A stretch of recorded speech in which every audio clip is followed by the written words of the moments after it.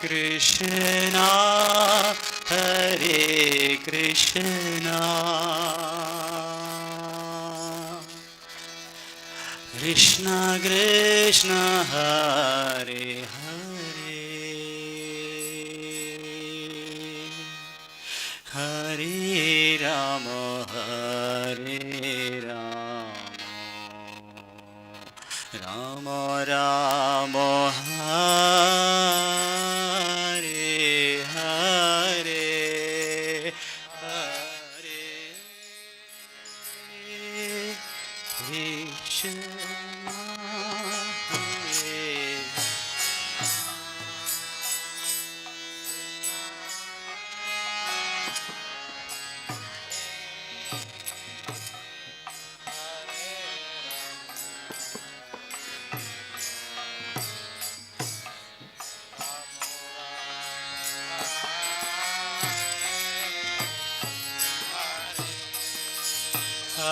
Hare Krishna, Hare Krishna, Krishna Krishna, Hare Hare, Hare Rama, Hare Rama, Rama Rama, Hare Hare.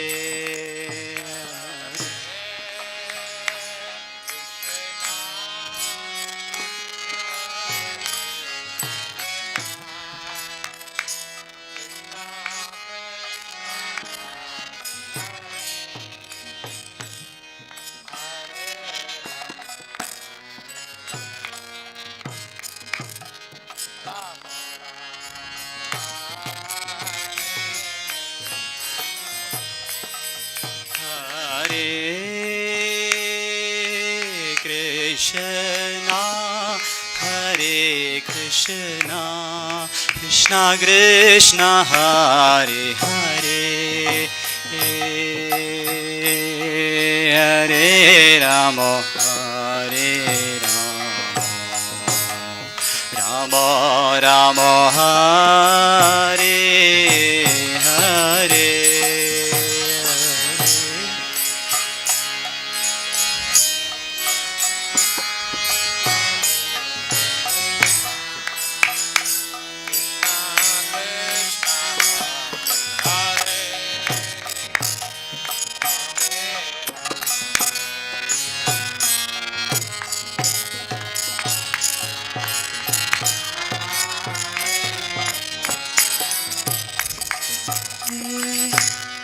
Hare Krishna, Hare Krishna, Krishna Krishna, Hare Hare, Hare Rama, Hare Rama,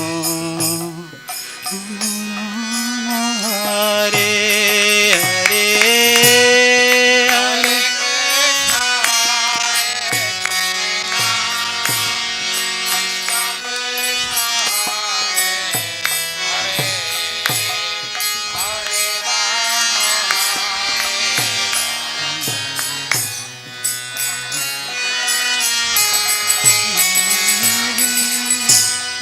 Hare Krishna, Hare Krishna, Krishna Krishna, Hare Hare, Hare Rama, Hare Rama, Rama Rama, Hare Hare, Hare Krishna, Hare Krishna, Krishna Krishna,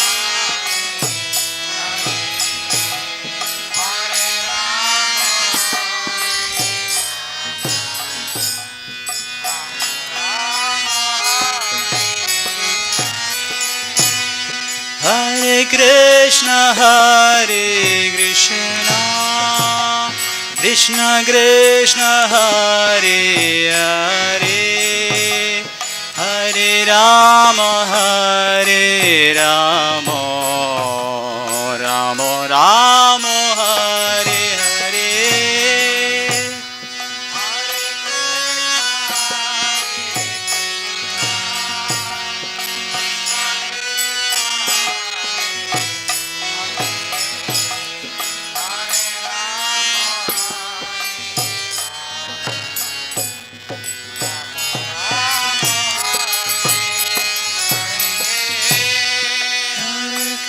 Krishna, Hare Krishna, Krishna Krishna, Hare Hare, Hare Rama, Hare Rama, Rama Rama, Hare Hare.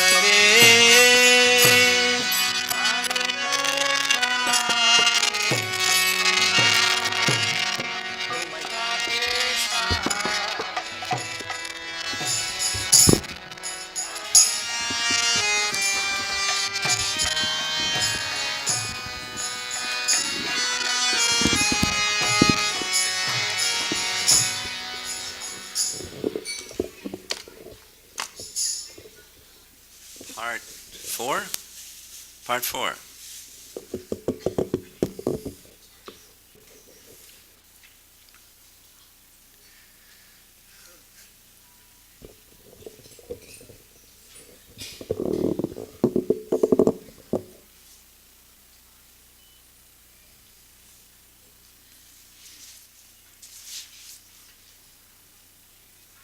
Pretty interesting. It's pointing over there, but it's showing over here.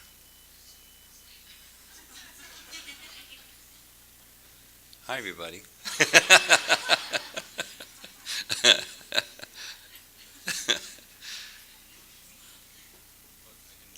No, I'm just... This is Seattle.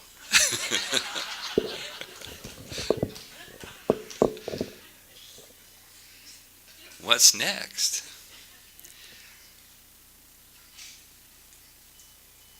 Okay, I see some people in the audience who have not been with us from the earlier parts, so I'll give a mini summary of what we've done up to this point,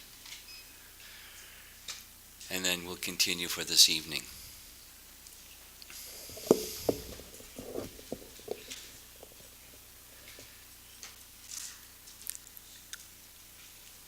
During this particular holiday weekend, from the posters I think you know, we're discussing Sri Brahma Samhita,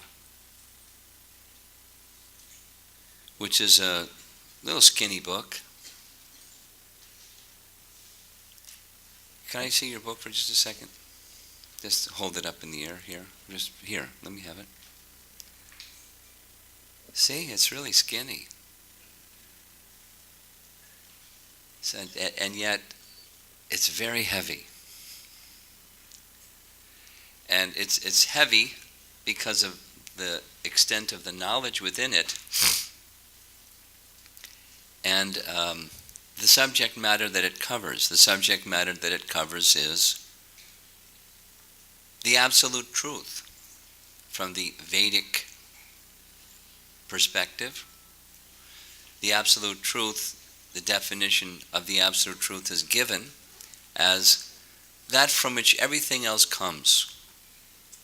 And Sri Brahma Samhita is indicating that Govinda is not only that, but he, the person from whom everything comes. And the text is spoken by Lord Brahma. He's the original creator of this universe, the firstborn living being, and who's exceptionally otherworldly intelligent, but more than intelligent, he becomes pure in devotion. We heard a little bit the means by which he became pure. He became pure primarily by chanting of two mantras, according to Sri Brahma Samhita. One of those mantras he heard from before there was anything. There was just darkness in all directions. Before creation began, no sun, no moon, no cell phone, nobody to go and talk to, no place to go even if that was vacant. There was nothing but darkness in all directions, and his mantra. So he really took shelter of his mantra. And he became spiritually elevated, and sufficiently that Krishna initiated him in another mantra, in a very interesting way how that mantra was given. It was given by Krishna's flute. And when that sound of Krishna's flute entered the ears of Lord Brahma, from his mouth came another mantra, Kama Gayatri mantra. And through this Kama Gayatri mantra, Brahma became well acquainted with the ocean of truth. Truth, again, with the capital T. That is the absolute reality of Krishna.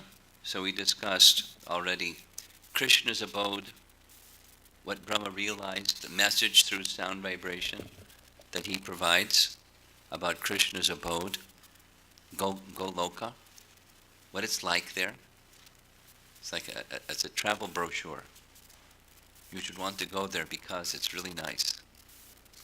Here's how nice it is. And then he describes the truths about Krishna's form, and then Krishna's pastimes, in essence. And then those messages are then expanded in later texts. So where we ended was following those three texts. That's Krishna's abode, Krishna's form, and Krishna's pastimes. There's a series of 4 verses that discuss Lord Brahma anticipates that there are worldly people who have worldly conceptions, and when they hear of other worldly or beyond this realm, transcendental features of Krishna, they have doubts. No, it can't. How can it be like that? How can Krishna do like that? And so forth. So to help, this is like the technology end. How is it that, what are the aspects of Krishna that, if you understand, then you can easily respond, oh, that's how Krishna does what he does. That's how he is the way he is. Now I understand. So with that in mind, we discussed the absolute nature of Krishna's form, and therefore because of the absolute nature of Krishna's form, there is no limitation like there is with material form. There's limitation. I can sit in the chair, but I can't eat it for lunch. There's, the function of each thing is limited. And with material form, like bodies, there's unwholesomeness, like bodies make mistakes, or bodies get old and diseased, and Krishna doesn't make mistakes. He's a perfect being, because there's different than material. There's no limitation to him. And on that basis, one limb of Krishna can do anything any other limb can do, because the limb of Krishna is Krishna. There's no parts of him, and you put the parts together, you get the whole. Each part is the whole. It's a necessary conception to then understand Krishna's pastimes. Say in reverse. If we don't understand the transcendental nature of Krishna's form, we will not understand the transcendental nature of Krishna's pastimes. That's the coming attractions. It's going to describe in more detail the pastimes of Krishna. So now let us chant together. You can see the verse on the screen? Okay. And let's hope technology works again. The sound of this mantra. You ready, or should I wait? That means I should wait. Is that the signal? Should I go ahead?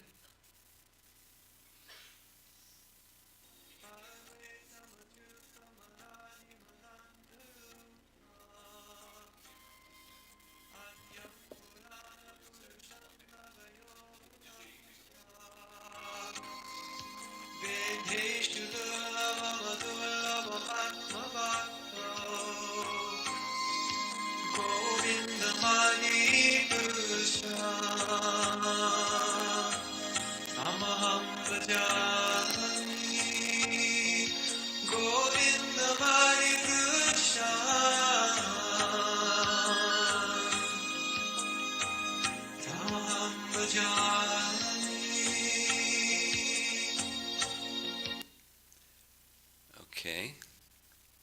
And now we're going to hopefully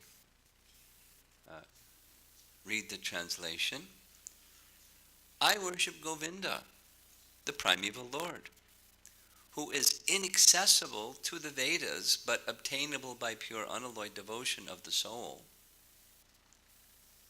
who is without a second, who is not subject to decay, who is without beginning, whose form is endless, who is the beginning and the eternal Purusha, yet he is a person possessing the beauty of blooming youth. So you've seen,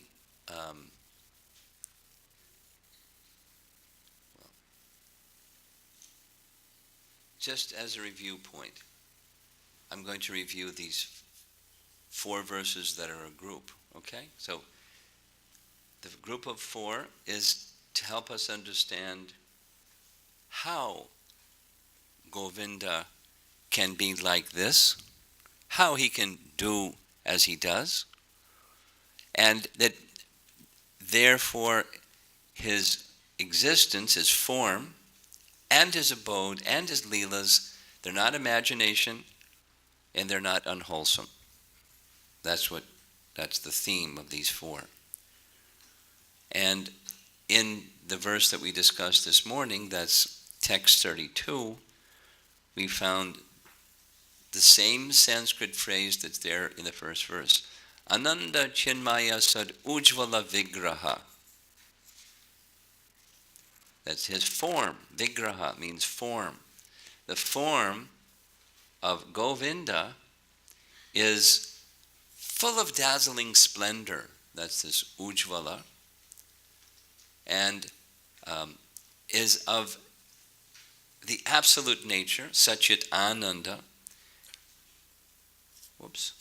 And as a result, since this form is absolute, each limb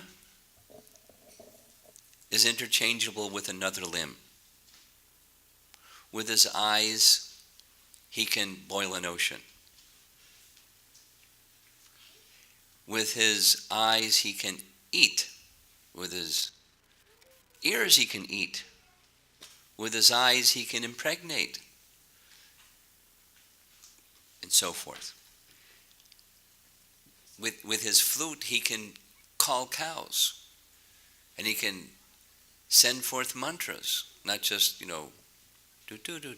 He can his body is absolute, and on that basis, he can do what he does.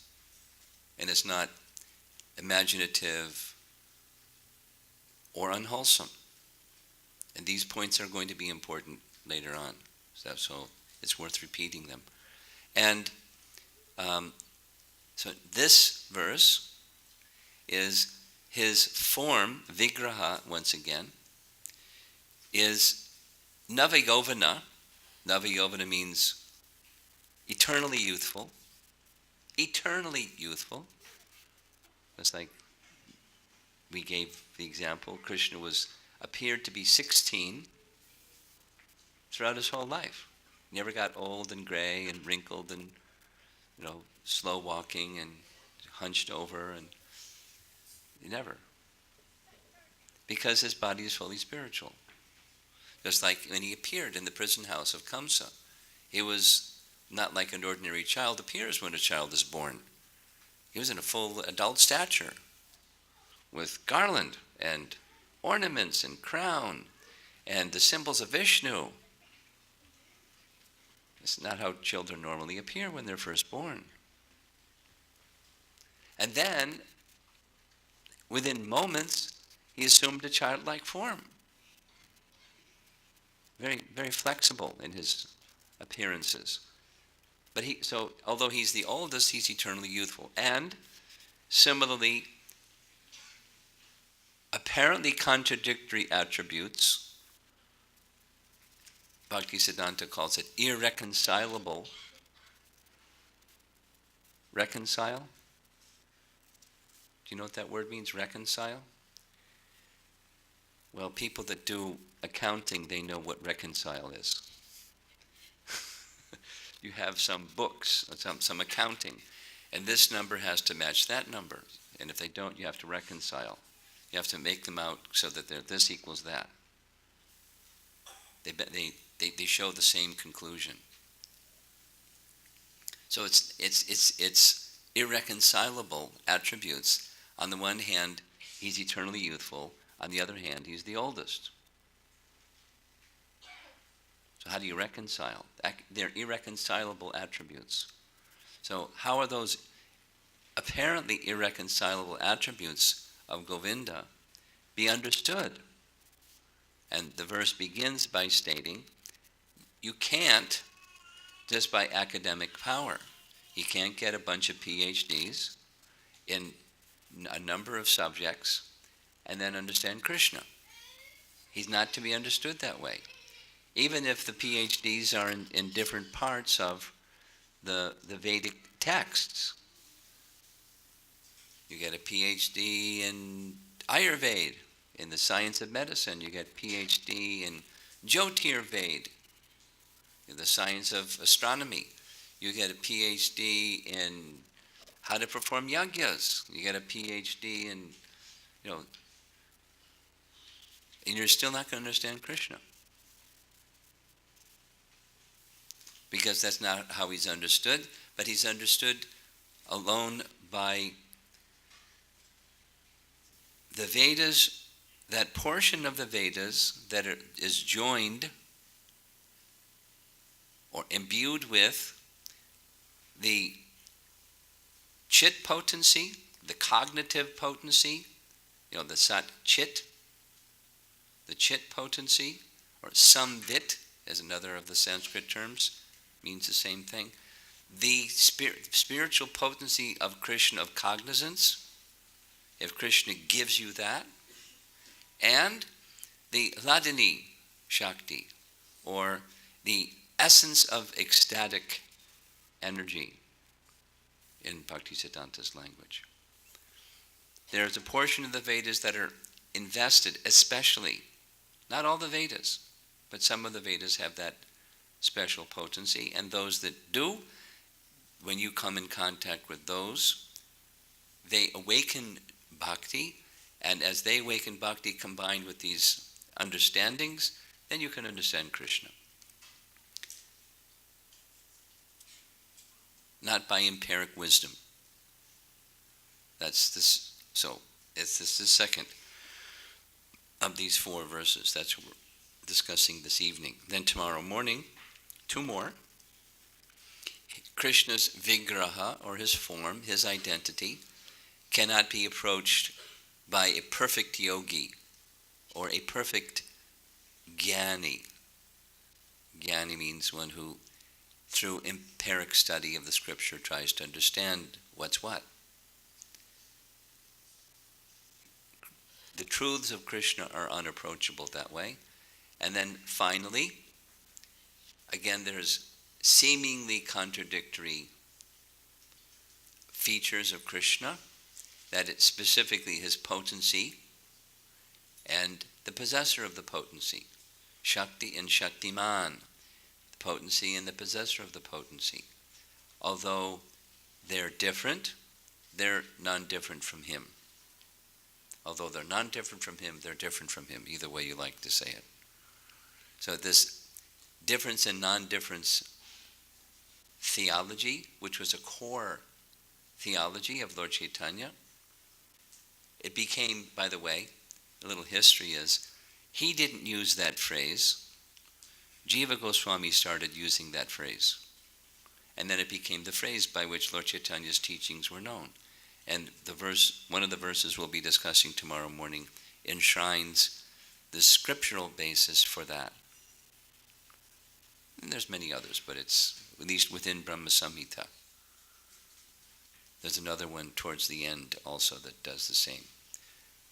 Okay, so now we're ready for these features described in verse 33, the second of the four, group of four. In verse 33, there's mention of apparent contradictory features within Krishna. And this is taken directly from the purport. If you have a book, it's in your book. But here it is on the screen, so you can look in your book and at the screen at the same time if you are like this camera that looks over here and shows over here. Okay. So, Advaita means non-dual. Bhaktisiddhanta's language, indivisible truth, who is knowledge absolute. That's very tight. Indivisible truth, who is knowledge absolute. Who is not, it's not a what, it's a personal pronoun. Who, not what. So Krishna is absolute. His form is absolute. What is that? Indivisible truth and knowledge absolute. That's him. So here's an apparent contradiction. It makes it look divided rather than undivided. That is, there are features of Krishna which are his Brahman feature, that's the effulgence, the Jyoti, that emanates from Krishna's planet and from Krishna's body and everything within Krishna's planet. Some places it says the toenails of Krishna. Sometimes it says the boundary walls of Vaikuntha. But everything of the spiritual realm is effulgent. And that's Brahman. That's a feature of Krishna. There's also Bhaktisiddhanta's particular language, God immanent, or Paramatma feature, emanates from him as his constituent. At the same time, he's one. So those of you, let me ask for a volunteer. This explanation given by Bhaktisiddhanta is a more or less paraphrase of a very important verse in Srimad Bhagavatam. Who knows what that verse in Srimad Bhagavatam is? I see one hand. I see two hands. I see 2.5. I see 3. You had your hand up first.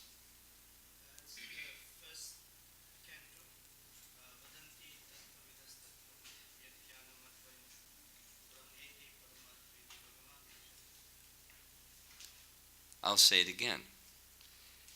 Just like the first evening we discussed Paribhasha Sutra, some of you were with us, so you remember that. There is another category that this verse represents. It's not. I don't know that there's a term for it, which I've forgotten. But it's an essence verse that helps us understand the message of the whole work, the message of Srimad Bhagavatam, just like this one that's on the screen, the Advaita feature.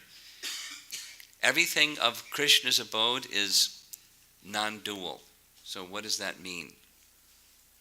Well, it means here is a place of duality. Here, like Bhagavad Gita teaches, there is duality. There is heat and cold. There's pleasure and pain. There's honor and dishonor. And, anything you can think of, it has its opposite. There's light and there's dark. There's day and there's night. There's up and there's down. This is a place of duality. So, the spiritual realm is a place of non-duality. It's a place of absolutes. So, some people think, the scholars or empiricists think, okay, since there's variety here, there must be no variety in the spiritual world. Since there's personality here, this is called definition by negation. Since there's personality here, the absolute must have no personality. Since there's form here, the absolute must have no form. I rest my case. And the Srimad Bhagavatam says, no. In the spiritual world, there's variety, but it's all absolute variety. And those others say, no. We say, yes. There's these differences in categories and then subcategories of those categories, but there's homogeneous oneness. There is this condition of sat, or like we discussed in the morning session, substantiality, eternal existence, the all-pervasive feature of the Supreme. There's also a localized feature of the Supreme, who manifests in this realm, Paramatma feature, God immanent. And there's also the personal feature of Krishna upon which all of this rests. And they're all of the same absolute nature. There's diversity in the realm of absolutes. There's plurality in the realm of absolutes. There's plurality without duality. How's that sound? Advaita. Seeming contradiction. Then, achyuta. Achyuta means infallible. So living entities, us, we're called chuta, because we can fall. But Krishna is achyuta. He's infallible. He will never fall. He has never, even when he comes here, he's not fallen. He's not like one of us. Here is how Bhaktisiddhanta treats this. Though myriads of avatars emanate from him as subjective portions, and millions of jivas as separated spiritual particles, still he remains intact as the undivided whole of fullest perfection. He doesn't become fallen because he emanates so many things. Equal expansions of him, so many living entities. He's infallible. He's 1 minus 1 equals 1. Now that's not good math. But the 1 emanates so many complete expansions of himself, and he's still 1. He's not reduced at all. It's a contradiction. By material standards, it's a contradiction. It's a very simple example Prabhupada gives. Supposing you have a piece of paper, and you tear the piece of paper into little pieces, and like a child, you just throw it out in the room. So now you have so many little pieces of paper, and you don't have the original piece of paper anymore. It's spread out throughout the room. But Krishna is such a piece of paper. He's such an entity that although he expands into little pieces and to equal pieces, unlimited numbers of them, he's still one, undivided. That gets a big wow. Wow. Think of something that's so big. So big. And you take away something from that, something that's so big, and it's still just as big. There isn't something like that. You can't think of something like that. It's inconceivable, materially. But for Krishna, no problem. It's not even a big wow. It's just his nature. He's achyuta. He's infallible.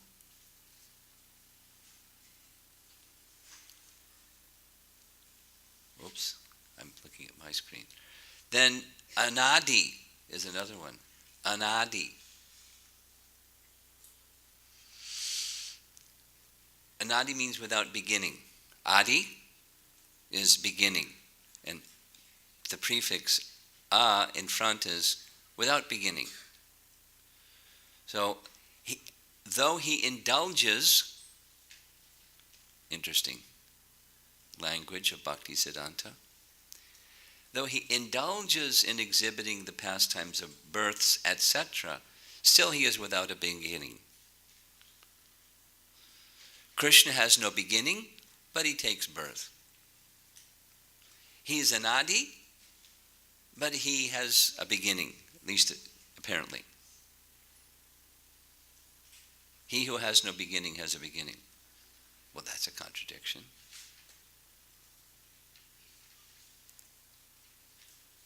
Seemingly. And the explanation of how he does that is, it's a pastime.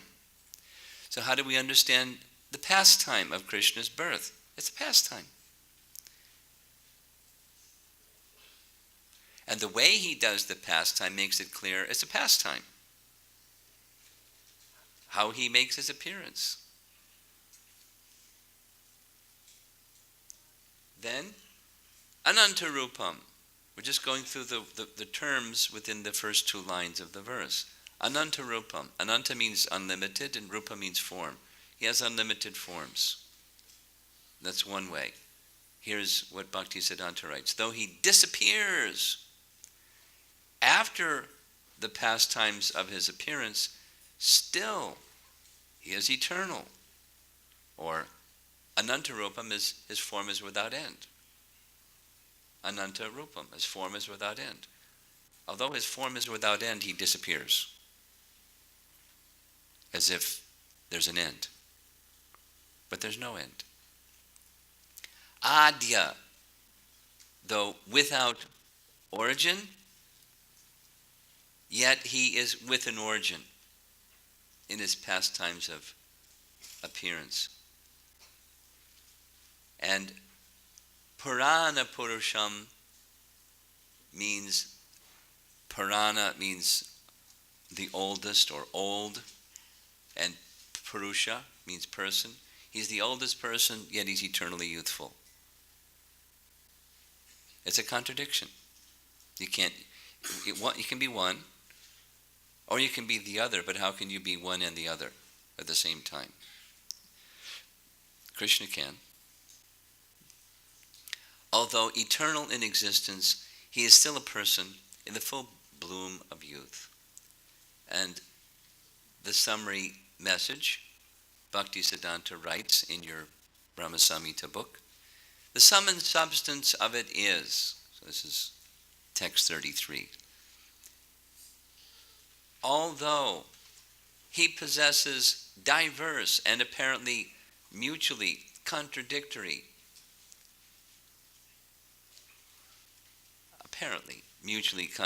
qualities, still they are in universal harmonious concordance by dint of, in bold letters, his unthinkable potency. Again, Bhaktisiddhanta's language, unthinkable. Well, we're thinking about it, aren't we? So it is thinkable. But we can't understand it just by thinking about it. That's the unthinkable part. It's beyond the mind's capacity to conceive of. So how are you going to understand that which is beyond the mind's capacity to conceive of? Well, it's in the first part of the verse, and that it's possible by devotion, by the intelligence that Krishna gives to his devotee. Dadami buddhi yogam tam yena mamupiyanti te, from Bhagavad Gita. So now here, let's take a look at this verse from Srimad Bhagavatam. This verse from Srimad Bhagavatam. That's describing, this is Uddhava, dear associate of Krishna, who is describing this topic, the contradictions within Krishna, how to reconcile. There's that word again, reconcile. Girls in the front, reconcile. Do you remember the definition I gave? This is a vocabulary exercise. Reconcile. Put it in your notes so you learn a vocabulary word. Reconcile. Over here is this, over here is that. How are they to become the same? Like you're doing you're the bookkeeper for the Hare Krishna temple, or in your home you have some income and you have a bank book, or you have a checkbook, and at the end of the month you try to make sure the money in and the money out balances with what it says it's in the account. That's reconciling. And whoops, they don't balance. So then you find where the mistake is. So then, oh, now they balance. Okay, I've done proper accounting. So reconciling, over here it says this and over there it says that. How do you make them say the same thing? How do you reconcile contradictions? This is Uddhava. My Lord, even the learned sages become disturbed in their intelligence when they see that your greatness engages in fruitive work, although you are free from all desires, that you take birth, although you are unborn, that you flee out of fear of the enemy and take shelter in a fort, although you are the controller of invincible time, and that you enjoy householder life surrounded by many women, although you enjoy yourself with a capital S. So Rupa Goswami points to this verse from Srimad Bhagavatam in his writing, Lagu Bhagavatamrita, and makes the following comment. Beautiful. Contradictions seen in the pastimes of the Lord's potencies are as inconceivable opulence. They decorate him. They are not defects. If these things were not true, then the sage's intelligence would not be bewildered. Got it? If they were not true, it's real easy. Just, it's not true. End of confusion. But when they're true, then those who are merely using their intellect acumen, they're bewildered, although they're true.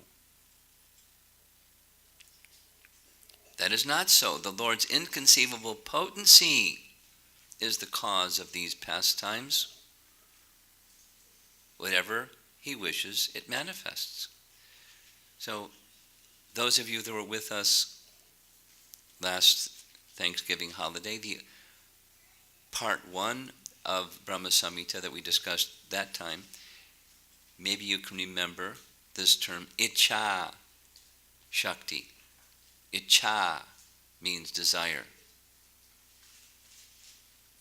Like in Bhagavad Gita, Icha dvesa samutena dvandva mohena bharata, by desire and hate, icha. So when Krishna has desire, he doesn't have to lift a pinky. He doesn't have to lift Govardhan Hill with the little finger of his left hand. He does that as a leela. We can't do that. We can't lift a mountain. We can't lift a mountain with the little finger of our left hand or anything. And we can't do it simply on desire either. Krishna can. Because he has unlimited potencies. And when that Icha Shakti, that potency of desiring happens, the sub-potencies serving that potency, they zoom, they go off and do the thing. He didn't have to say, let Govardhan Hill be lifted. It's lifted. Or let there be creation, like it says in the Old Testament of the Bible. God said, let there be light, and there was, and it was good. Didn't he have to say it? He just has a desire. And his inconceivable, Bhaktisiddhanta says, unthinkable, unlimited, his potency is unlimited. The problem in understanding that is we think he's limited, or we can't do that, so he can't do that. I'm limited, so how can he be more than me? We have to be equal, or I'm better. But if he's more than me, no problem. He just desires, and it manifests by the agency of his inconceivable potency. Again, here's a summary statement by Bhaktisiddhanta. The sum and substance of it is that though he possesses diverse and apparently mutually contradictory qualities, still they are in a universal harmonious concordance. He has great vocabulary. Universal harmonious concordance. Everything becomes reconciled. It's like a symphony that's perfectly orchestrated, so it sounds, although there's the bass, boom, boom, boom, and there's the piccolo, and all the other sounds of the orchestra that put them all together, and it's this universal harmonious concordance. Ta-da! That's Krishna.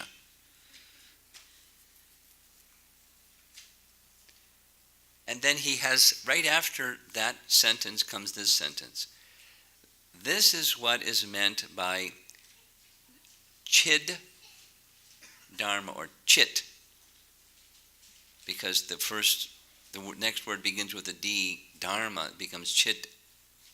But chit, and what's chit? As in Sat Chit Ananda. It's fully cognizant.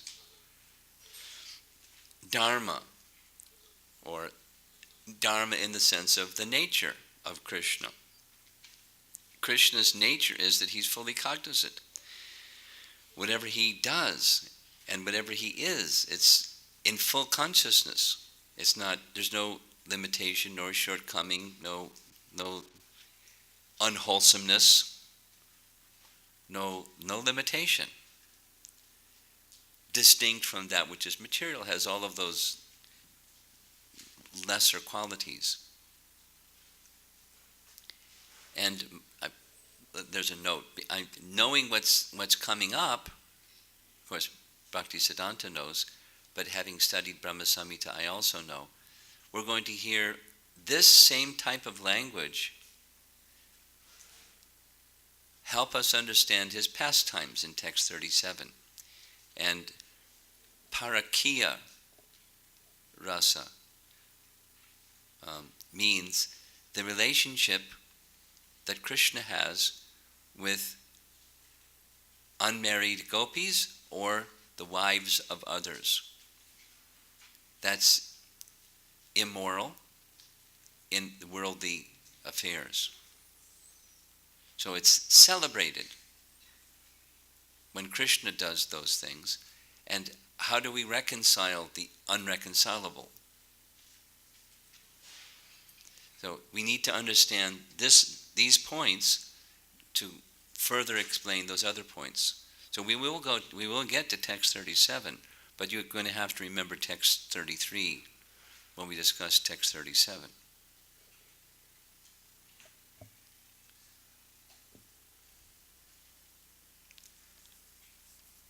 With the eyes of devotion, one can see. So that's, we'll go through it again quickly. This is Bhaktisiddhanta's language for each of these terms. Advaitam, although there's the Brahman feature and the Paramatma feature, Krishna is undivided. He remains one divisible supreme, indivisible supreme.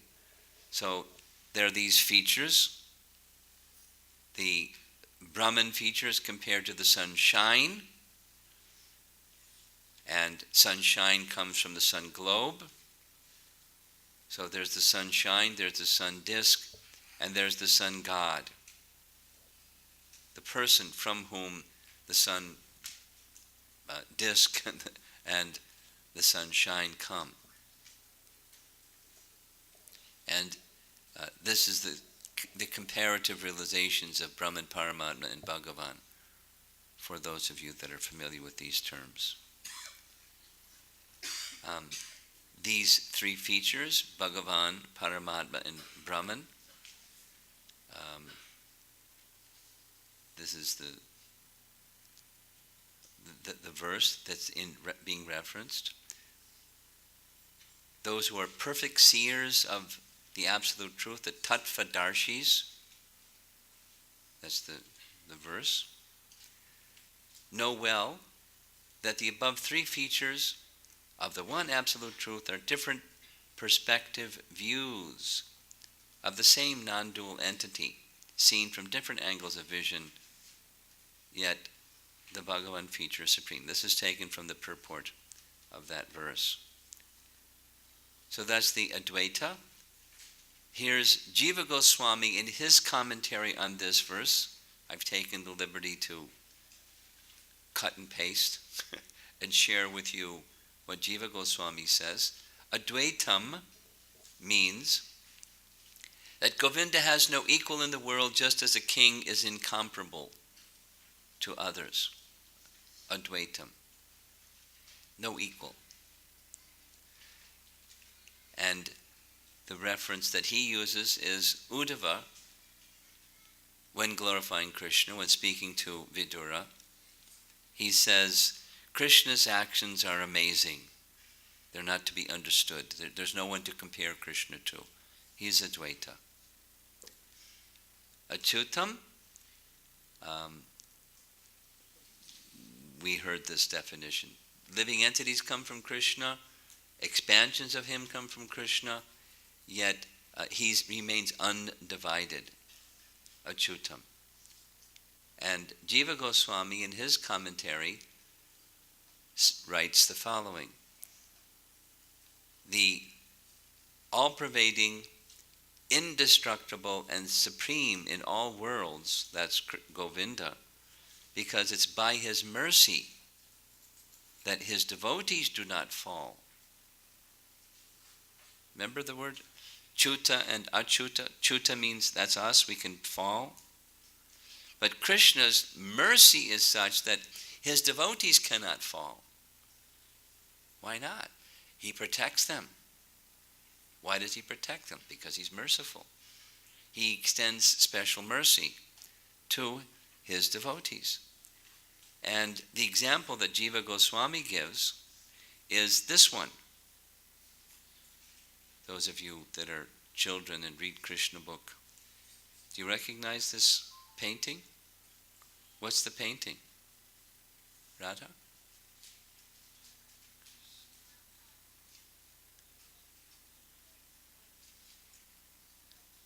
Varuna. He went to the abode of Varuna. Why did Krishna go to the abode of Varuna? Save his father? What happened to his father? His father was kidnapped. Really? Krishna's father was kidnapped? Yes. Who kidnapped Krishna? How bold. Who did that? Bruna's assistants. Why did they kidnap his father? Because he was breaking the Ekadasi on the next morning, the Dwadasi, by taking his sacred bath in the Jamuna. And they did their astronomical calculation and said, hey, he's breaking his fast too early. Let's kidnap him. And took him to the abode of Varuna. And when this happened, the others who were with Nanda Maharaj saw Nanda Maharaj disappear in the river Jamuna. They were in great anxiety. So what did they do?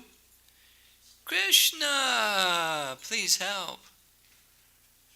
Krishna said, no problem, I'll go find Dad, Nanda Maharaj. And with Balaram, there you see Krishna and Balaram in the lower left corner, Krishna and Balaram went to the abode of Varuna. And when he came to the abode of Varuna, that's why you see all the fish swimming around, the abode of Varuna, Varuna immediately got up off his throne and started worshipping Krishna. And when Nanda Maharaj saw Varuna worshipping little Krishna, he thought, wait a minute, what's this? Why, Varuna is a demigod and he's worshipping my son. Who's my son? And so, when they all went back to Vrindavan, Nanda Maharaj called an assembly of elders. And he wanted to share with them what happened. And so they had this, who is Krishna conference.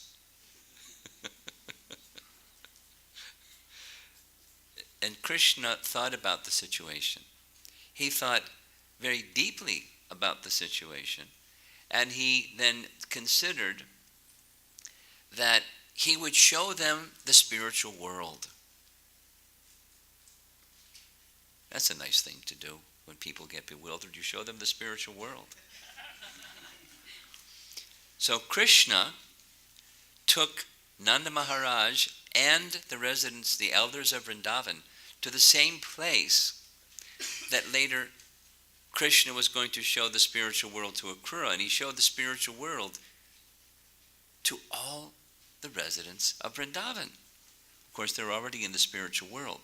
So our acharyas comment, what they saw was the spiritual world, minus themselves in the spiritual world, because they would have gotten really bewildered if they saw themselves in the spiritual world. So he didn't do that. He just showed them without themselves, which is the abode, which is achyuta. It's beyond material darkness. Nice. And then anadim means without a beginning, yet he performs a pastime of birth. So he's anadim, he's Mahavishnu, or his expansion is Mahavishnu, from which everything that comes into being, from Mahavishnu. Then Ananta Rupam, so his forms are unlimited, or the forms are endless. Although unlimited forms, there's still one entity.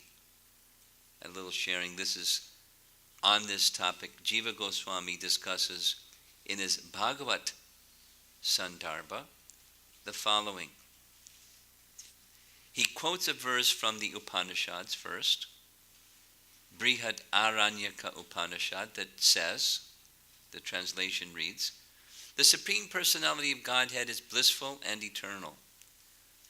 Although he is the oldest, he is completely free from the infirmities of old age. Although he manifests himself in many different forms, all these forms are actually his single transcendental form. Anantarupam is being illustrated by Jiva Goswami by this Upanishad verse. And then there's another verse that he quotes from Katha Upanishad. Although the Supreme Personality of Godhead may appear to be different forms, the forms are actually one single transcendental form. These forms are not at all different from each other. Just like, the universal form. There's so many forms within the universal form because there's so many aspects of the universe. And Krishna showed that universal form to Arjuna in Bhagavad Gita. And Krishna is the original Adyam Purana Purusham, yet he exhibits the pastime of birth. Yet he's without a beginning.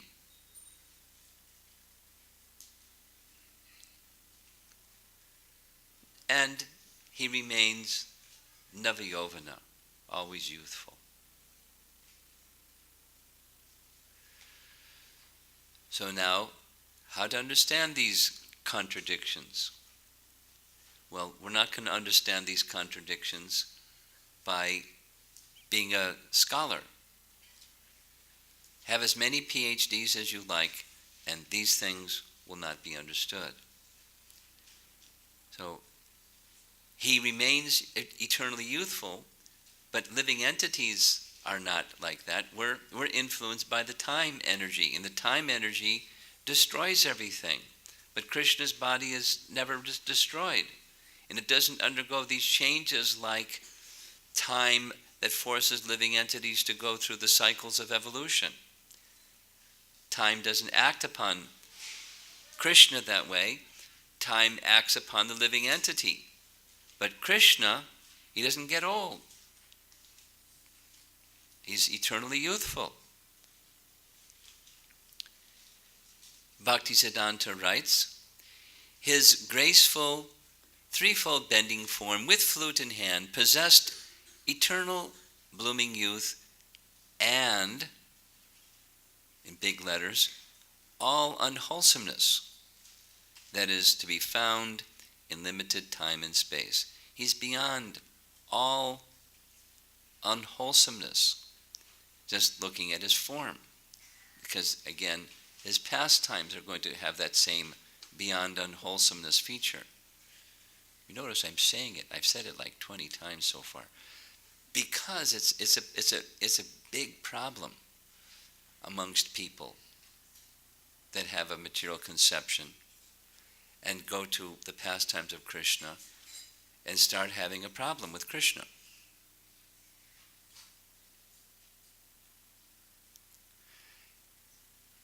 In the transcendental realm, there is no past and future, but only the unalloyed and immutable present time.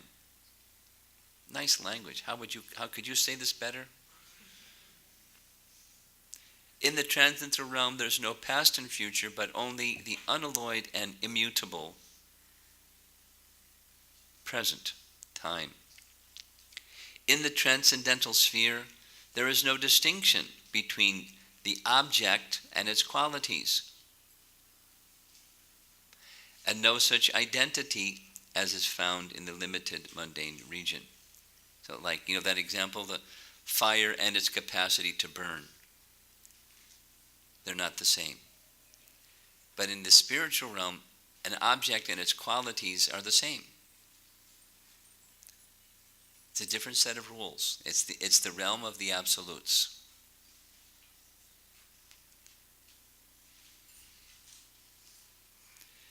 Now,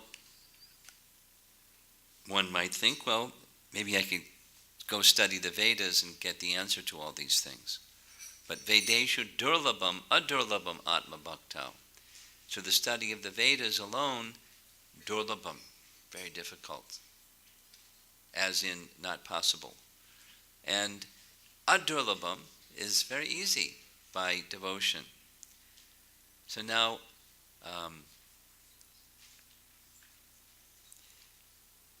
within the purport of this text, there's a question raised. The next text. Yeah, within the purport of the next text. If the potency of cognitive function does not extend to the realization of the transcendental, what else can? In other words, if we cannot use our jnana function, our speculative function, to enter into transcendence, what else can? You with me? Okay. Here's the answer from this purport of this verse. The jiva soul attains the nearest approach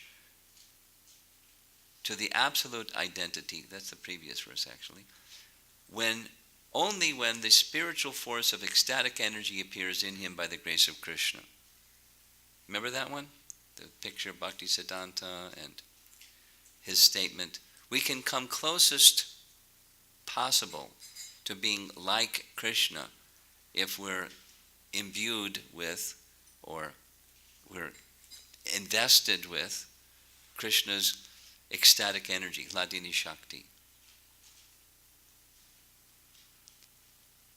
Discrimination power alone is not enough.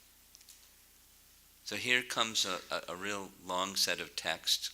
You're not supposed to do this with PowerPoints, but I did it anyways because it was the best way to convey it. Why one cannot understand Krishna merely through study of the Vedas? And Bhaktisiddhanta's teaching is that the Vedas, which are not touched by bhakti, cannot help us. For example, the Karma Kanda section of the Vedas is not going to disclose Krishna. It can disclose other truths, like how to have long health, or long life, and how to have good health, and how to become wealthy, and you know how to get things of this world. It's effective, but it doesn't teach us how to reach Krishna or how to understand Krishna. And as this little note says, there's some scriptural references that will support this statement by Bhaktisiddhanta. However, there is a portion of the Vedas that does thoroughly invest bhakti within it, and then one can understand Krishna that way. The Vedas touched by bhakti provide the beginning of confidential knowledge, which will help increase our faith and devotion. So we're encouraged to read those texts, and our acharyas teach those texts in disciplic succession, because that's going to get us to the conclusion. That is, the purpose of the Vedas is to know Krishna. He says it in Bhagavad Gita. Yes? Vedaish Sayarvar aham eva vedyo. The purpose of the Vedas is to know me. So there's some portion of the Vedas that aren't going to directly help you know Krishna. It's going to help you get closer to the point where you can enter into the realm of bhakti. It's like the example of making wet wood into dry wood before you put the dry wood onto the fire. And helping those in the lower modes of nature come to the mode of goodness so they can then enter into devotional service. But some never enter into the realm of devotional service just by doing the karma kanda rituals. Here's from Bhaktisiddhanta's purport. This is a little different than what we're used to hearing, so you have to pay special attention, put your antennas up. The Vedas originate in sound, and sound originates in the mundane ether. So the Vedas cannot present before us a direct view of the transcendental world, or Goloka. It is only when the Vedas are imbued with the chit potency that they are enabled to deal with the transcendental. But Goloka reveals itself to every jiva soul when he is under the influence of these two, the spiritual cognitive potency joined to the ecstatic, to the essence of ecstatic energy. The ecstatic function of devotion is boundless and is surcharged with unalloyed transcendental knowledge. So let's go back and try to understand what Bhaktisiddhanta is teaching. At least I'm accustomed to, probably all of us, because we hear from the same source, the Vedas originate in Narayana. Has anyone heard something different? The Vedas are emanation from the breathing of Narayana. And because they come from Narayana, they're not fallible, they're not to be questioned. So, since they're coming from Narayana, they should all be transcendental, it would seem. But here's the but. But everything comes from Narayana. The mundane world comes from Narayana, and it's not in and of itself transcendental, although it's from Narayana. Similarly, the Vedas come directly from Narayana, but many of the Vedas, they're not imbued with this chit potency. Rather, they're purposeful. It's like the desired tree that helps us get material things, dharma, artha, kama. And that's not transcendental, dharma, artha, kama. It's religious, it's dharmic, but it's not transcendental. It will take you to the heavenly realm, but it won't take you to the kingdom of God in the eternal service of Krishna. It won't take you there. Do it perfectly. It won't take you there. It's not intended to take you there. It's intended to get you to the mode of goodness, and then, very important, through the association of one who's carrying bhakti, then you become bhakti-ized or ignited in devotion. And through devotion you can go to the kingdom of God. So therefore there's a portion of the Vedas that don't just deal with dharma, artha, kama, nor do they just deal with moksha. They deal with goloka. Not just how to get to the Brahma Jyoti and become one. It's how to enter into your eternal pastimes of love with Krishna. That's bhakti. So bhakti is these two, joined the cognitive potency, chit, and hladini shakti, or the ecstatic energy. So there's something about the ecstatic energy that's ecstatic. It makes one feel like kirtan. It makes one peaceful and then jubilant. And it's nice as a traveling sannyasi to see this practically everywhere I go. Little children, as soon as kirtan starts, they start dancing. I mean, certain ones dance more than others, but they're clapping and they're dancing, and it's not just the rhythm, it's the ecstatic potency is acting on the soul. How fortunate is that soul to receive at an early age the ecstatic potency so directly. And for us, we're not little children, we're hearing these topics of Krishna like this, and it's invested with the ecstatic potency. Yes, and the cognitive potency. And so bhakti awakens. It's stimulating. Like I said, may you all become, enlivened in your natural ecstatic love for Krishna just through hearing these things. It's wonderful. And it doesn't matter whether you're the audience hearing it or you're the speaker speaking it. It's the sound vibration.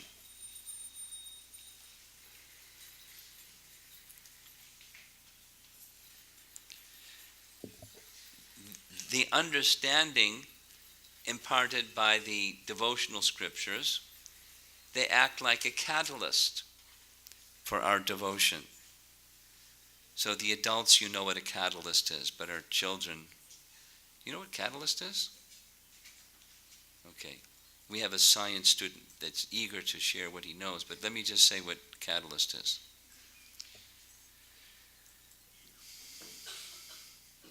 It's something that when you add a catalyst to, let's say, you have in your science classroom, you have a beaker, you have a jar, a glass jar, that has a bunch of liquid in it and some other stuff mixed with the liquid. You put a catalyst in, and all this reactive thing starts to happen because the catalyst doesn't change, it just allows the conditions present to transform into whatever the next thing is. Catalyst.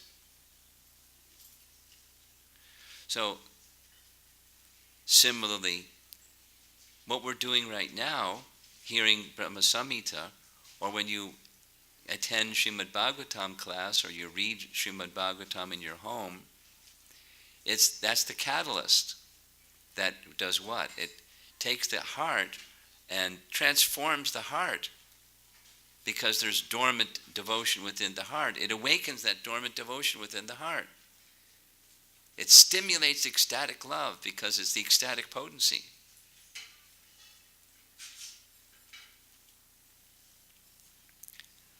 Bhaktisiddhanta, in his commentary, is explaining this Vedeshu Durlabham Adurlabham Atma Bhakta.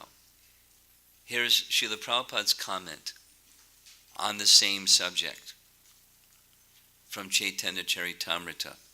When the samvit factor of cognition is enlightened by the ladini potency of the same internal energy, they work together. And only thus one can attain knowledge of the personality of Godhead. Is it clear?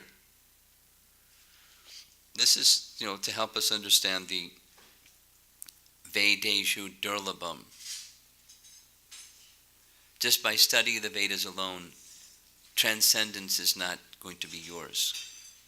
But when devotion awakens through these devotional scriptures, then it becomes possible. So now we're just about to end. Here's some scriptural references that speak the same. This is from the 10th canto Bhagavatam, the first one. The Shrutis. What's the Shrutis? Shrutis is the original four Vedas. Shrutis. Samaveda, Yajurveda, Atharva Veda, Rig Veda. That's the Shrutis. The Shrutis have become exhausted by continually searching for the lotus feet of Mukunda. And they are still searching to this very day for those lotus feet, for which the gopis have already attained. Good one, huh? Here's another. This is Lord Brahma speaking in the 10th canto Bhagavatam. Their entire life and soul is the Supreme Personality of Godhead, Mukunda, the dust of whose lotus feet is still being searched for in the Vedic mantras. Krishna speaking of the residents of Vrindavan. They're so exalted. They've attained Krishna's lotus feet, for which the Vedic mantras are still searching.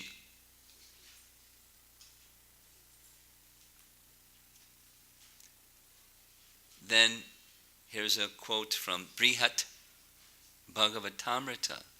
This is a book by Sanatana Goswami, a commentary on Srimad Bhagavatam. And this is taken from a section where there's an intense debate between personified Vedas. Some of the personified Vedas are agamas. The agama section of the Vedas is the rituals for karma kanda. The agamas describe those rituals. So the agamas were on one side, and then there's some other shrutis and puranas on the other side, And they're having this fierce debate about whether or not liberation is achieved merely by chanting mantras that worship the personality of Godhead. Then there was some others, the bhakti, the portions of the Vedas that are imbued with bhakti. They couldn't take it. They covered their ears and they left. What a waste of time going through this argument and debate procedure to understand tarka apratishta. You can't understand things by argument and logic. The absolute truth is not understood that way. He discloses himself to his devotee. So what's needed is devotion. Then you can know and you can understand. There's a nice example, and this is now our children can pay special attention. This is a story that Prabhupada narrated in this regard. In fact, it's an illustrated children's book. They took the story. And it's a story of Narada Muni going to visit Narayana in Vaikuntha. One time, Narada Muni, on his way to visit Vaikuntha, Lord Narayana, as he was approaching Narayana's abode, he saw by the river one Brahmana. And the Brahmana said, "Oh, Narada Muni, how wonderful to see you.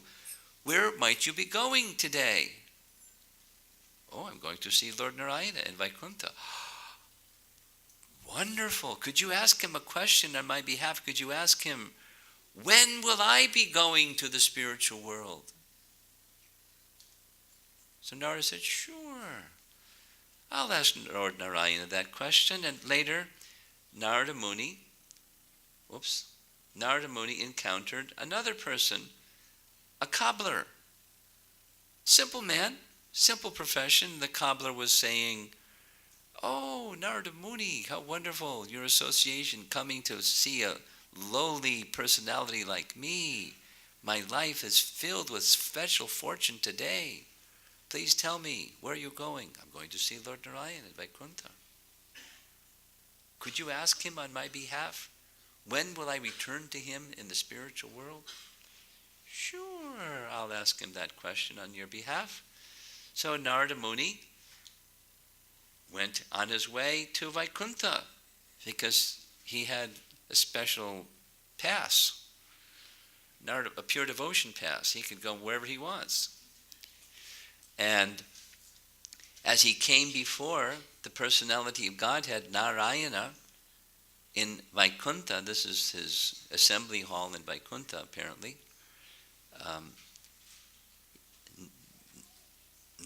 Lord Narayana was very happy to see his pure devotee, Narada Muni, paying him a visit. And in the course of their exchange, Narada Muni, obliging the Brahmana and the cobbler, he asked the question, when will these two be coming back to Godhead? And Lord Narayana said, "Well, that Brahmana, he's so puffed up. Even I'm the personality of Godhead. I don't know how many lifetimes it will be for him to come back. But that cobbler, he's very simple and pure in his heart.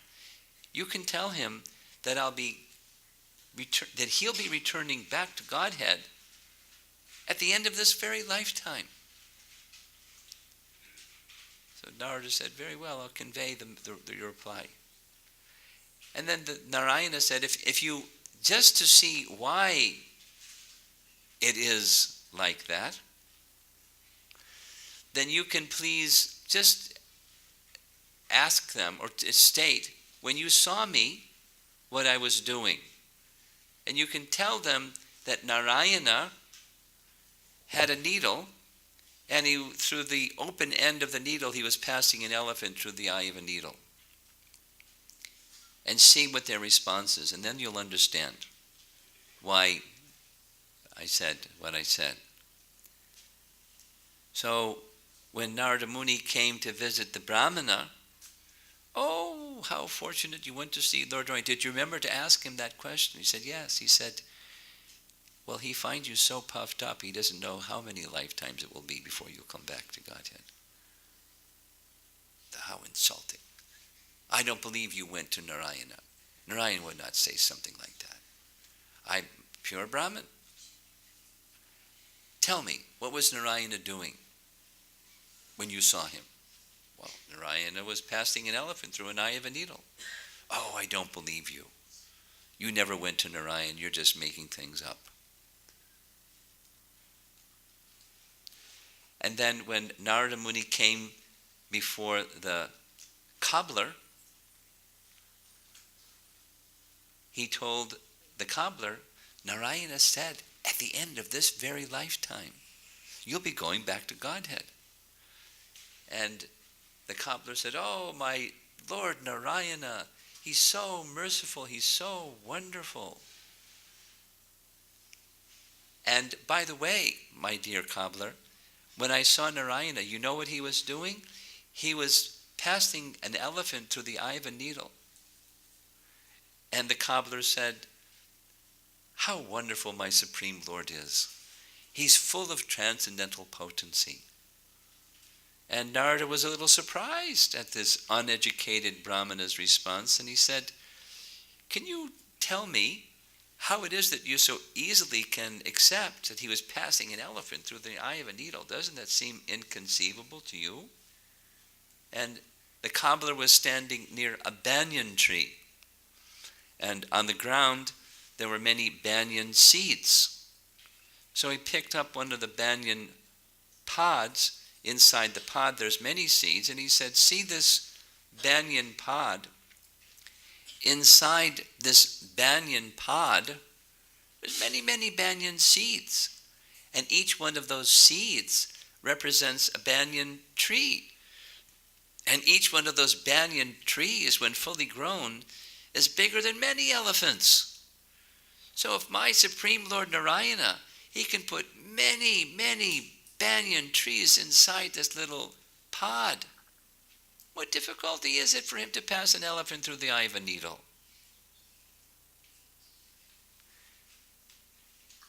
Then Narada Muni could understand why it was that the cobbler was very soon going to go back to Godhead, because he had devotion, while the Brahmana had knowledge of the Vedas. Vedeshu durlabham, adurlabham atma bhaktau. So, very nice lesson. Just as with this banyan pod, in which there's banyan seeds, how that all happens, the inconceivable potency of Krishna. Let some scientist make a banyan pod. Just one of them. I remember one lecture Prabhupada was saying, let the scientists make one mosquito. He's a little insect, and flies around, and he can fly up and down in any direction, and not only that, the mosquito can make another mosquito. Let them make one mosquito. That they cannot do. Let them make one banyan pod. Let them manifest the inconceivable potencies that the Supreme Lord has. And then that which is otherwise inconceivable becomes conceivable. Because then when one understands or recognizes, the Supreme Lord has unlimited, inconceivable potencies. Here's Jiva Goswami's Bhagavad Sandarbha expressing the same. These apparently contradictory qualities of the Lord may be accepted because he is the reservoir of hundreds of mutually contradictory potencies, and therefore any otherwise impossible thing may easily be done by him.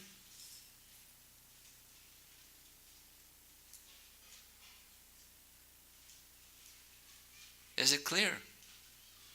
He means one who possesses unlimited numbers of inconceivable potencies.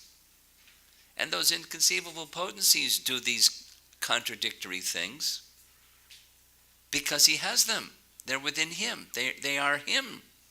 They're his. We don't have those. We're not Govinda. We're not Krishna. But he is. Govindam Adi Purusham Tamaham Bhajami.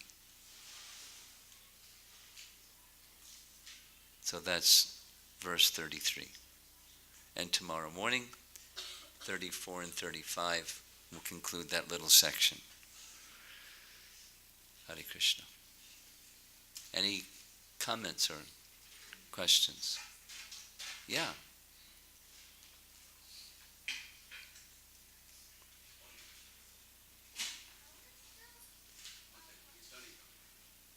Here's one that works. You want one that works?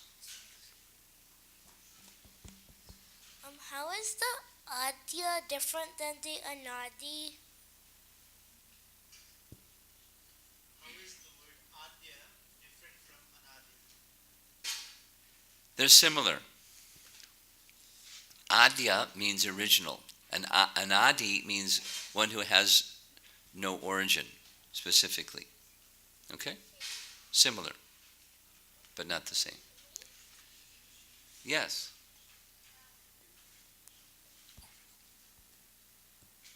What does unwholesomeness mean? Say it again? What does unwholesomeness mean? Aha. We had a little session on wholesome, unwholesome. Someone was asking me for some examples, but we'll do some more. That's because it's an important term.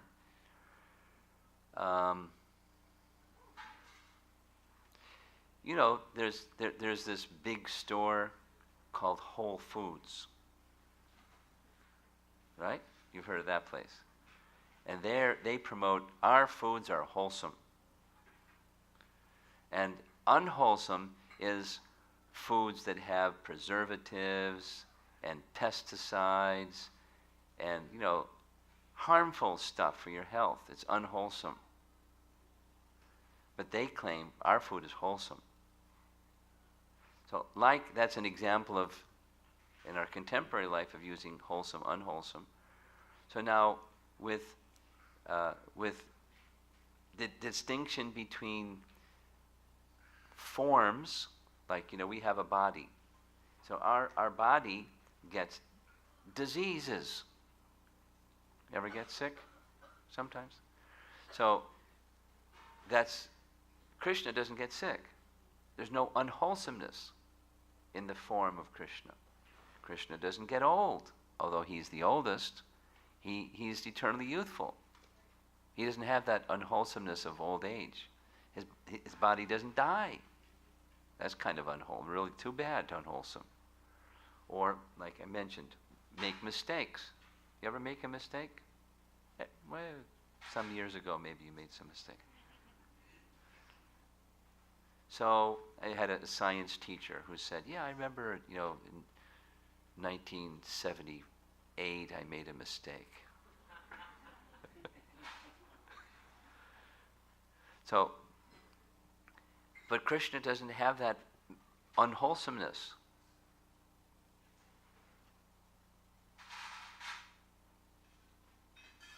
Every conditioned soul, there's 4 defects. Those are unwholesomenesses. You know what the 4 defects are? Subject to illusion, make mistakes.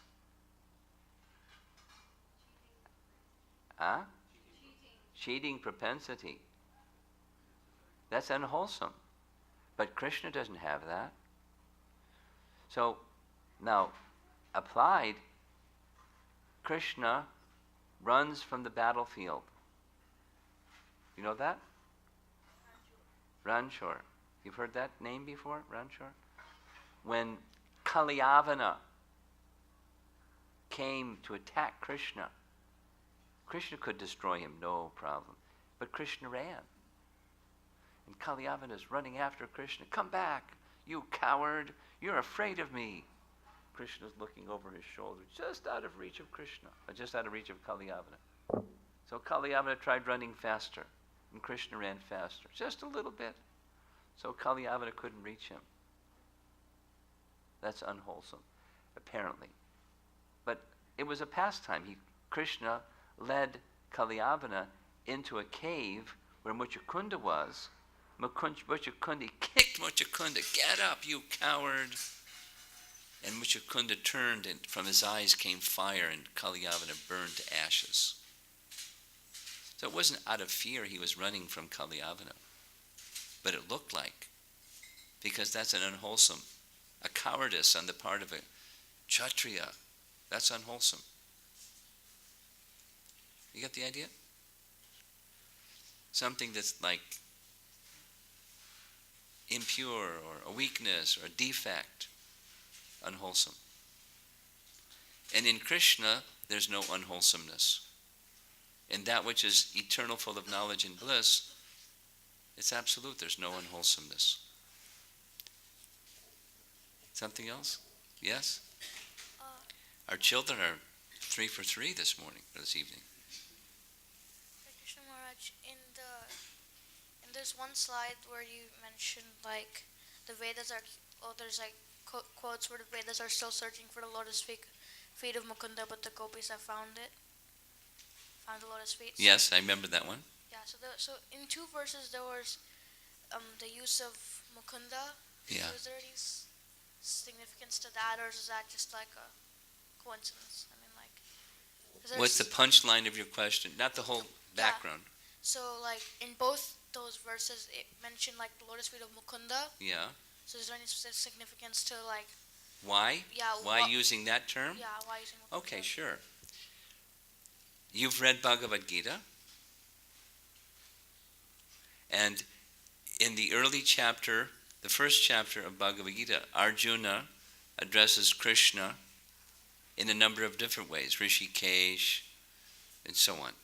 So each name invokes a certain aspect of or feature of Krishna.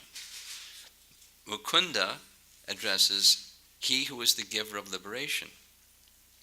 So that's the significance. That portion of the Vedas that's not invested with the ecstatic potency or the Hladini Shakti cannot give liberation. So they're searching for Mukunda, but they're not finding. Okay? Yes? Hare Krishna Maharaj.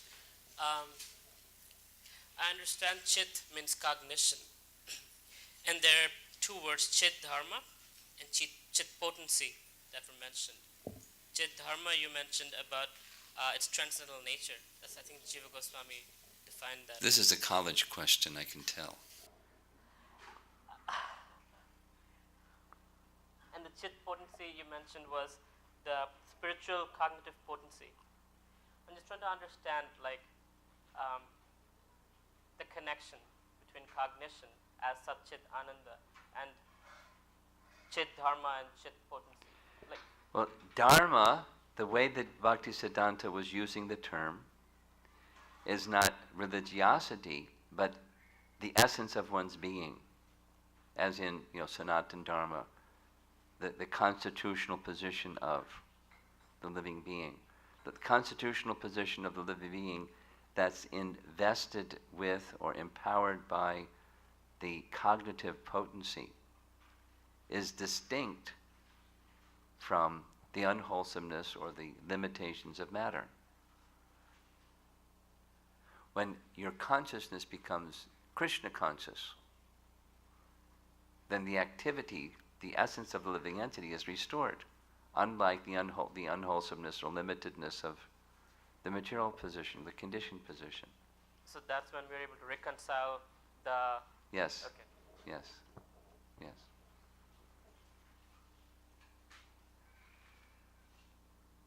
Anyone else?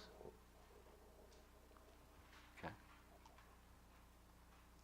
Maharaj, my question is on the verse in Bhagavad Gita, chapter 9, where Krishna mentions Param Bhavam, Ajananto. Yes. So we were talking about the Ananta Rupam in this verse, Is that the same understanding of Param Bhavam, or could Not you exactly. Param Bhavam is a broader term. His higher nature is how it's translated. Param Bhavam. Bhava. His state of mind or his being. Param Bhavam. They don't know my higher nature, which is changeless and supreme. So, it's close, but it's not the same. This Param Bhavam is more of a broad general term. These others are a little more specific. So related but not the same. We have some online questions? Okay. Okay, there's one over here too. Go Hare ahead. Krishna Guru Maharaj. Yeah. You mentioned the Samvit and Haladini Shakti when it is invested in Jiva. Well, I just repeated Bhakti Siddhanta, but yeah, go ahead. So my question is, does this mercy invested in a Jiva in certain stages of the Bhakti, or it is independently? Ask it again, please. The Samvit and Haladini Shakti, Yeah. showering the mercy on Jiva. It's Krishna does that, not the jivas go out and get some. Yeah, Krishna does on Jiva at a certain stage of purification of Bhakti process. It's or gradual. It's gradual. It's not 0 and then 100. It's gradual, like the rising of the sun is gradual. So similarly, gradual. Right now, by participating in what we're doing, right now, we're receiving both. It's not 100. It's not a 0. It's somewhere in between. And for different persons, the experience will be different also. Same subject matter, same place, same time. Okay? Gradual. Hare Krishna. Go Hare ahead. Krishna Maharaj. Go ahead. Just speak, then he can monitor the volume. Hare Krishna Maharaj. So my question is related to what Prabhuji asked. Like from your presentation, I'm understanding that it's important to receive Radharani's grace, the Hladini Shakti. Yes. So as he asked, like how can one become a proper recipient of that mercy? Because that seems to be absolutely essential. Yes. Well, what does Rupa Goswami say? Eligibility of a candidate for devotional services were the answer to that question. The question is answered by sincerity, that you really want.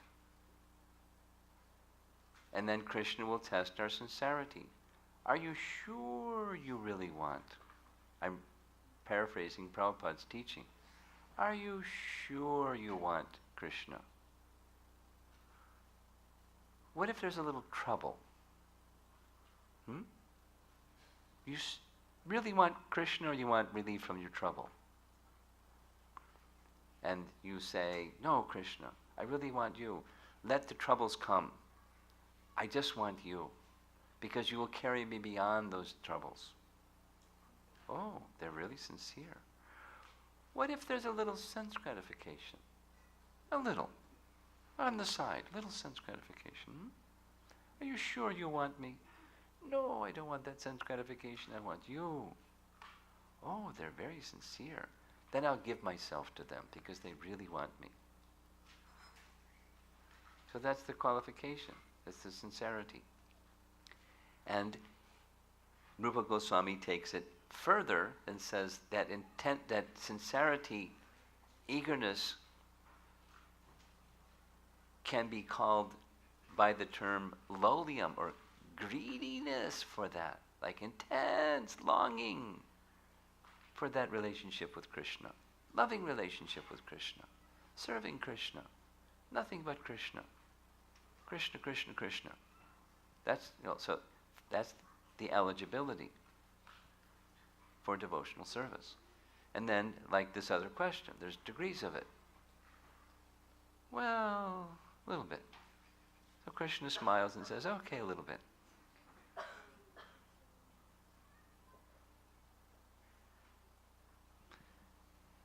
think I want more than a little bit. Are you sure? Like that. It's not like a disciplinarian kind of. He'll help us. We'll hear in verse 55 about how mixed goes to unmixed.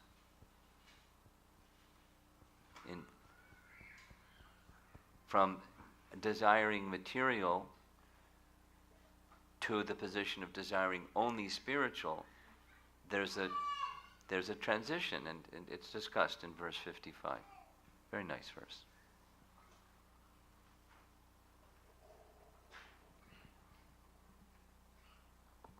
Yes? Maharaj, my question is on the previous verse where the translation says that manifests each of the limbs, and I'll just summarize, maintains and manifests the infinite universes, both spiritual and mundane. That's the last few words. I'm familiar. So what's your question? Question is, Maharaja, my limited understanding was that the mundane universes are infinite, but spiritual universe is one. So maybe I missed something. You made a point in the morning about it, but could you please, correct my understanding here? But the spiritual is one? There is one spiritual universe, No. but infinite mundane universes. And the spiritual realm is infinitely more than the material realm, which is infinite. What's that? It's beyond our comprehension. It's languages to help us get a sense of something that's beyond our conception. So the numbers of universes are finite, but so many you cannot count them. That's how many. And the spiritual universes are literally infinite. But it's not, don't think of the spiritual realm as like the material realm. It's the other way around. This is finite, and that's not. So, in one sense, you can say, one infinite spiritual realm, which is maybe what you're saying. But that one infinite spiritual realm is infinite. So infinite, that's how the language is, infinite spiritual universes.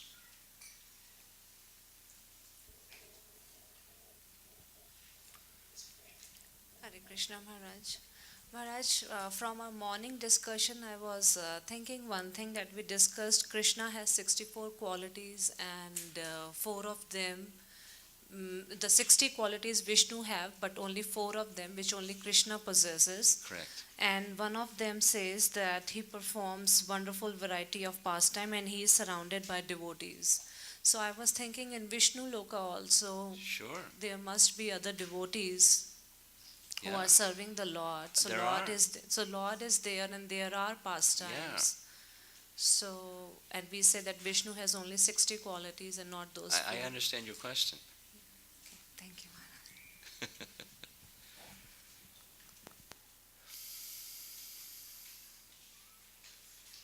The goddess of fortune is the eternal consort of Narayana. Lakshmi is the eternal consort of Narayana. And they're both in Vaikuntha. So along with many other loving associates, Lakshmi is there also. Lakshmi hears about Krishna's pastimes of rasa dance with the gopis. So Lakshmi desires that which is inconceivable, dancing with Lord Narayan, with many Lakshmis in Vaikuntha? No. So she goes to the place where Krishna is performing pastimes. And she cannot enter. So she undergoes austerities. And she still cannot enter. So why is that? And the answer is, she is still thinking of herself as the husband or the wife of the goddess of fortune. Excuse me, the wife of Narayana. I'm the goddess of fortune. She's thinking in ways that the intimacy of love of Krishna's pastimes in Vrindavan are eclipsed by this one quality that you're reading of the four. It's not only that there's loving associates, but the quality of the love of those associates in Goloka, the intimacy of their love is profound. So much so they completely forget that Krishna is the fully opulent Supreme Lord. Their love is so intense and intimate. It eclipses his opulence. That kind of love. That's the fourth, or one of the four. And the love in Vaikuntha is certainly pure. There's no material tinge. But there's a different quality of that love in Vrindavan or in Goloka. That's one of the uniquenesses that Narayana does not have. Although Narayana is his expansion. Does that answer your question? Yes.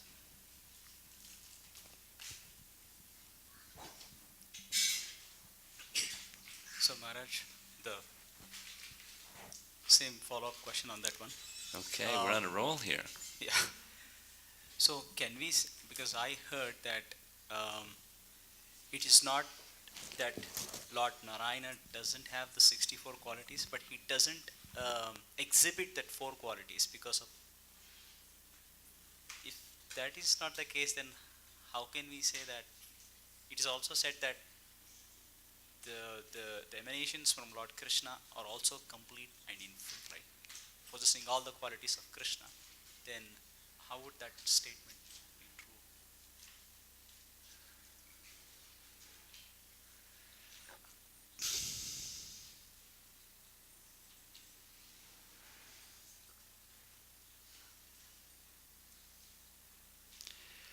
I'm trying to recall how our acharyas have answered this.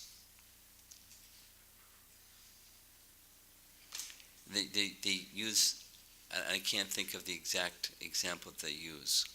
It's some kind of a metaphor where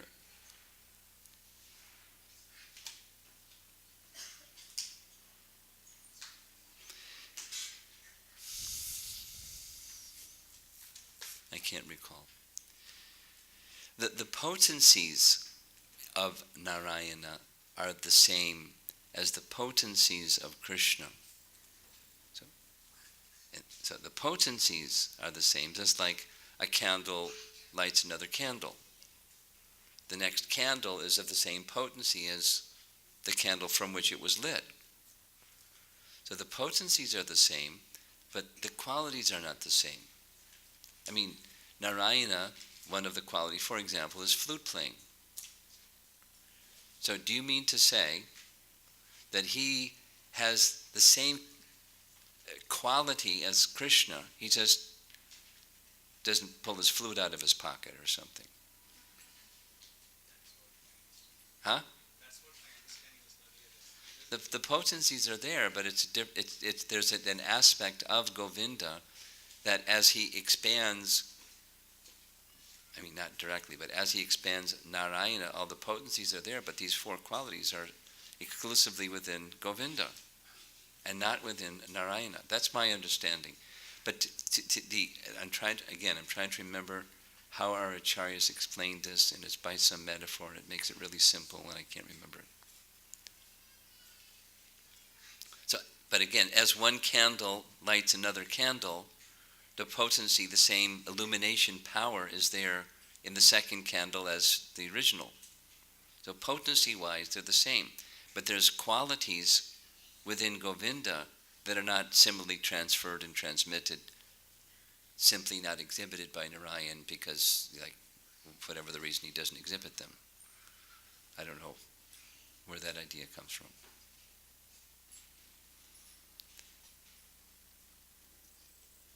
It's not necessary that Krishna expands himself, that everything that's of him becomes manifest within his expansions. Like, for example, the living entities are his expansions. They're Vivinangsa expansions. They're very tiny. They don't have all of the 60. Krishna can mete out or measure out as he wishes.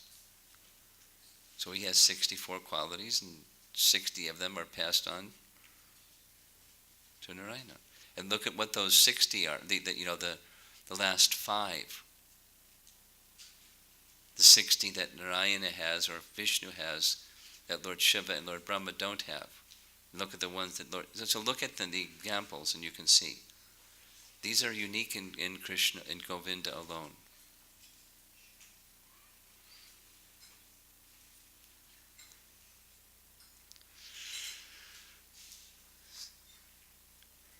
Anyone else?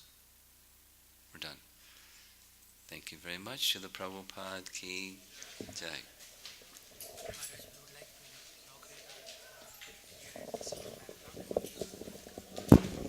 Hare Krishna. Before you all leave, please stay for a few more minutes. We would like to cover something else.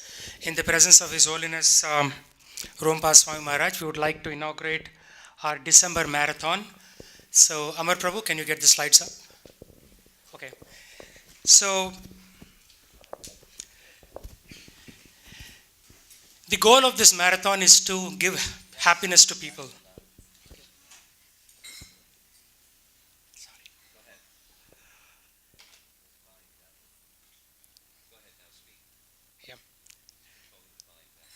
So today is the Thanksgiving Day, and we typically kick this off on Thanksgiving, and then we carry it through end of the year. So this is called the December Marathon. What we do historically, since Srila Prabhupada has written so many books, people get together between Thanksgiving and New Year's and go out on the streets and distribute these books. So we are giving these books out at cost price during the marathon. So this is called the Shastra Dana. So you are taking these Shastras and you're donating them to people so that others can become happy just like you have become happy today. So the Bhagavad Gita box with 20 books is $100. Chant and Be Happy and Higher Taste are $80 each for the full box. Go on, please.